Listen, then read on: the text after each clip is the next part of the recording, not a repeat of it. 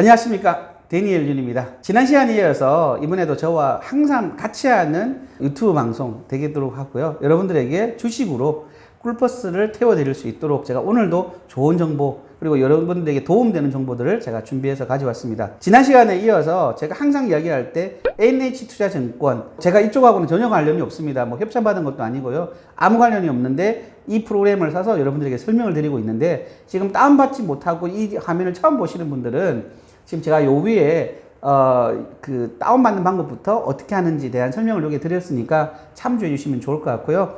지난번에 강의를 못 들으신 분들이 있다 그러면 지난번 강의를 듣고 난 다음에 이 강의를 들으셔야지 이해가 좀 될 듯 하니까, 여러분들 지난 강의 못 보셨던 분들은 지난 강의 꼭 좀 보시고 이 강의를 보시면 도움이 될 것 같습니다. 자, 계속 이어서 제가 설명을 드리도록 하겠습니다. 자, 지난 시간에는 제가 그 NH투자증권을 깔아서 종목 상세에 대한 부분들을 제가 여러분들에게 설명을 드렸는데, 오늘 이 시간에는 제가 재무에 관한 부분들을 여러분들에게 설명드리도록 하겠습니다. 자, 제가 종목 상세 바로 옆에 재무가 있거든요. 어플리케이션 다운받았다 그러면은 종목 상세를 찾아보고요. 종목 상세는 이렇게 옆으로 돌리면은요, 재무가 나옵니다. 이렇게 재무를 클릭하면은 레이더가 나오는데, 그 레이더 아래를 들어가 클릭을 해보시면은 연간, 제가 지금 이 자료가 나오죠? 연간하고 분기가 나오는데요. 연간을 클릭을 하시면 이 재무제표가 연간 단위로 나옵니다. 자, 그래서 제가 계속 말씀을 이어가면 2017년 12월에는 순이익이 얼마였죠? 기업은 순이익이 굉장히 중요할 거 아니겠습니까? 이거 억 단위라고 되어 있고 7,701억 원 되어 있고요.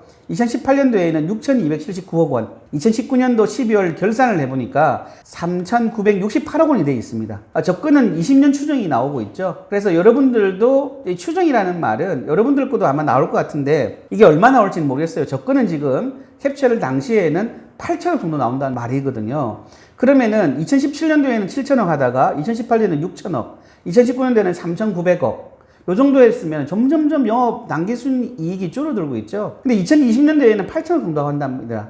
왜 그런지 제가 여러분들에게 좀 이 강의를 통해서 계속 설명을 드릴 건데요. 네이버가 과거에 핀테크 한다고 작년에 한 1조 원 정도 투자를 한 적이 있거든요. 그것 때문에 그에 대한 결산을 하면서 수입이 2020년도에는 굉장히 많이 올라온다는 이야기거든요. 자, EPS라는 게 있는데요. Earning per Share 약자입니다. 그래서 이 영어가 가지고 있는 의미는 제가 거듭 이야기 드리지만 영어는 아무 중요하진 않습니다.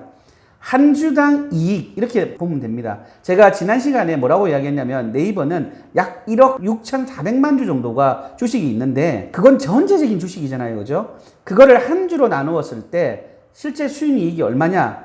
1억 6,400만 주가 나누기 여기 7,701억 원, 7,701억 원을 하면 한 주당 얼마 정도 남느냐라는 이야기가, EPS 1이 한 주당 얼마 됐냐면은 4,689원이 2017년에 남았다는 이야기죠. 한 주당으로 이야기했을 때. 2018년 12월 결산하니까 얼마죠? 3,937원이 남았다는 이야기입니다. 한 주당요. 2019년 12월에는 3,538원이 남았다는 겁니다. 그러면 점점점 줄다가 20년 추정, 제가 지금 캡처한 화면에 보시면은 20년 추정해 보니까 얼마 된다고요? 5,632원입니다. 억 원이 아니고요. 한 주니까요. 순이익은 억이고 EPS는 한 주기 때문에 원입니다. 단위가 중요하고요.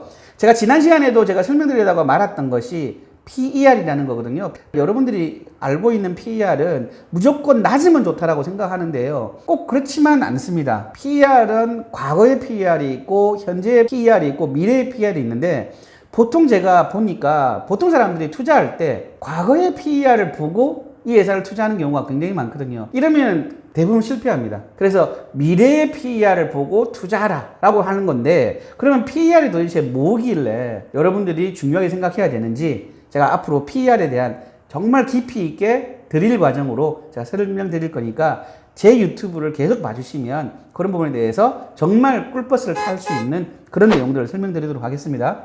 PER부터 설명을 드리면은 Price Earning 레이시였습니다. 그 약자입니다. 뭐 내용은 중요하진 않지만, 프라이스는 뭐냐면 한 주당 가격을 이야기하는 겁니다. 이때 P가 그렇고요. PBR 이야기하는 것도 P가 프라이스거든요. 그러니까 한 주당 가격이라는 이야기인데, B는 뭐냐면 book 레이시였습니다. book이라는 것은 장부상 가격을 이야기하는 거거든요. 그래서 PER이나 PBR은요, 한 개를 가지고 몇 시간을 설명을 해야 되는데, 정말 제가 쉽게 간단하게 이해하기 쉽게 다음 시간에 제가 여러분들 설명드릴 테니까 오늘 지금 이 시간에 스킵하고 넘어가도록 할게요. 자, BPS가 있는데 PR 바로 옆에 BPS가 붙어 있어야 되거든요. 이 S가 끝부분이 R로 끝나는 게 있고 S가 끝나는 게 있잖아요. 기본적으로 S는 쉐어의 약자입니다. 쉐어. 이 PS도 쉐어죠. BPS도 쉐어입니다. 한 주당 장부상 가격을 이야기하는 거거든요. 자, 이 의미를 충분히 우리가 이해를 하고 넘어가야지 여러분들이 앞으로 주식 투자할 때, 아, 이 종목은 이렇구나 라고 이해를 할 수가 있는 겁니다. 자, 그리고 ROE라는 게 있거든요. 요 밑에 BPS 바로 밑에 ROE가 보이시죠?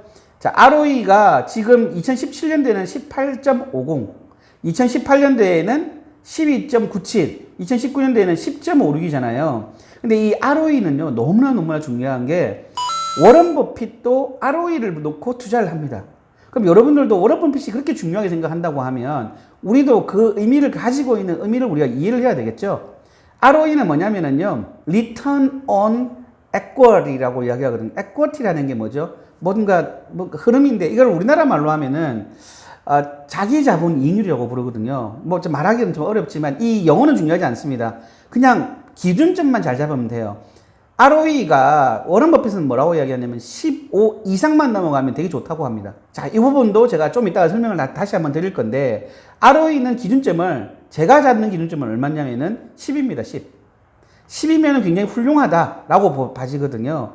워런 버핏은 15라고 하지만 저는 10을 여러분들에게 제시하는 거고요. ROE가 지금 봤을 때 네이버가 보세요. 자기 자본 이익률이 18.5에서 2018년에는 12.97이죠. 이때까지도 굉장히 훌륭한데 좀 내려왔죠. 자, 그런데 2019년 12월에 제가 지금 올려놓은 거 보시죠. 10.56입니다. 대략 한 10일 정도 되는 거죠. 10일도 훌륭한 겁니다. 근데 20년 추정이 얼마 나올 거라고요? 14.58. 요 정도 나올 거라고 예상하고 있습니다. 많은 전문가들이. 자, ROE가 있고 ROE가 있는데 ROA보다는 ROE가 더 중요합니다. ROE는 A가 뭐냐면 에센트라고 이야기하고 자산을 이야기하거든요. 총 자산의 이익률을 이야기하는 거고 E는 에쿼티입니다. 에쿼티 자체가 자기 자본으로 수익 내는 게 굉장히 중요하거든요. 그래서 여러분들 워런 버핏도 전율을 일으키는 ROE에 대해서는 다음 시간 아니면 그 다음 시간에 제가 자세히 설명드리도록 할 테니까 한번 끝까지 시청해 주시면 좋을 것 같습니다. 자, 자산은 지금 얼마 정도 있죠? 이게 단위가 억 원이니까 한 8조 정도 가지고 있는 거죠. 이 네이버가요. 지금껏 장사하면서 한 8조 정도 가지고 있다고 보면 되고요. 부채는요, 2조 7천억 가지고 있는 겁니다. 그러면 보통 우리가 가정생활에서도 보면 자산이 얼마냐, 부채냐 얼마냐 중요하게 생각하죠. 그러니까는 부채가 얼마를 가지고 있는지가 굉장히 중요한데 이걸 어떻게 계산하느냐. 부채가 아까 자본보다도 많으면 위험합니다, 기업이. 다시요. 부채가 자본보다 많으면 좀 위험하다고 볼 수 있습니다. 근데 코스닥 종목으로 가면서는 사실 이런 부분들이 룰이 좀 정해지지 않는 부분이 있겠지만 이걸 어떻게 알아보니까 자본 밑에 보니까 부채 비율이라는 게 있죠. 이게 훌륭한 기업일수록 100보다는 아래 떨어집니다. 근데 이제 네이버는 얼마 정도죠, 지금? 2017년도에는 51.16이죠. 그리고 2018년도에는 66%죠.